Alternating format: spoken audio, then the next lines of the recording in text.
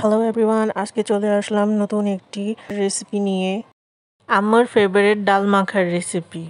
প্রথমেই নিয়ে নিলাম মুসুরির ডাল, তারপর একটি পাত্রে তেল দিয়ে দিলাম বড় টেবিল চামচ, পেঁয়াজ একটা, মরিচ 6টা, লবণ স্বাদ মতো, হলুদ 1 চা চামচের কম, তেজপাতা 2টা, ধনিয়া 1 চামচ, সামান্য জিরা দিয়ে ভালোভাবে মেখে মিক্স করে নিলাম। সব মাখা হওয়ার কিছুক্ষণ পর হাফ লিটারের কম পানি দিয়ে দিলাম। তারপর ডালের পাতিলটি চুলায় বসিয়ে দিলাম কুক হওয়ার জন্য। একদিকে ডাল হচ্ছে, অন্যদিকে চলুন ডাল বাগারের প্রিপারেশনটা দেখে আসি। প্রথমেই একটি পাত্রে তেল দিয়ে দিলাম, রসুন ছোট একটি, পেঁয়াজ 2টা, শুকনা মরিচ 5টি, পাঁচফোড়ন হাফ চামচ।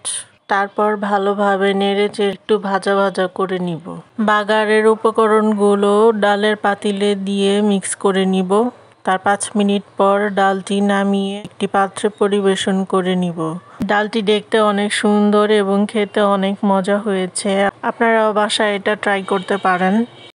ভিডিওটি দেখার জন্য আপনাকে অসংখ্য ধন্যবাদ। যদি এ পর্যন্ত দেখে থাকেন তাহলে please like, comment, share with your friends and family. Please subscribe our channel Sunny রোদ।